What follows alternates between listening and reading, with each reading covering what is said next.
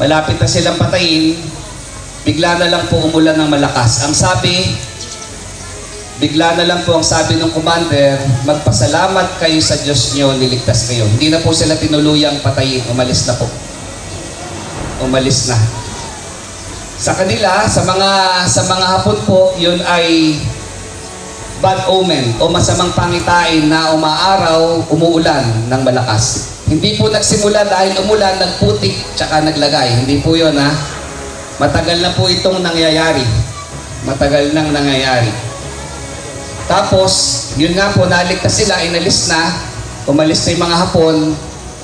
Sila naman, nagpapasalamat sila sa Diyos kasi pinag-adjust sila sa pamamagitan ng tubig. Ito na po yun. Nagbubunyi sila. At pagkatapos po ng milagro na yun, doon na dumami ang namamanata, nagsasanhuan, nagtataong putik. Halos buong barangay na. At mula noong 1944 hanggang ngayon, patuloy na dumadami. At salamat po ngayon muli, pagkatapos ng 3 taon, tayo ay magkakasama ngayon dito, nagpapasalamat sa Diyos. At ano ang sinasabi sa atin ito? Mahal tayo ng Diyos. Hindi tayo pababayaan ng Diyos. Sa pamamagitan ng ating pintakasing si San Juan Bautista, pinakita niya sa atin na ililigtas niya tayo lagi.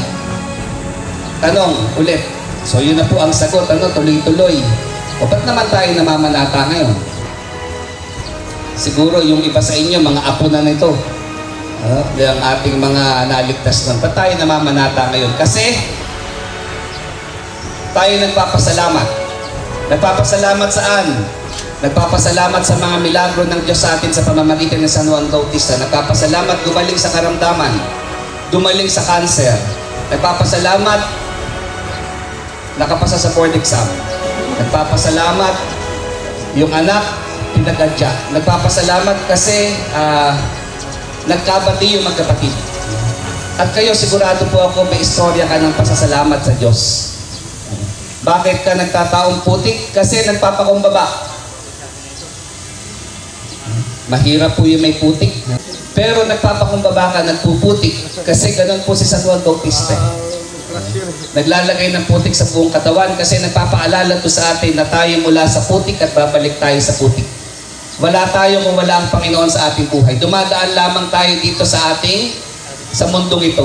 Kukunin din tayo ng Diyos sa takdang panahon. Kaya dapat ito ay nagbibigay sa atin ng pagpapakumbaba na wala tayong pwedeng ipagmalaki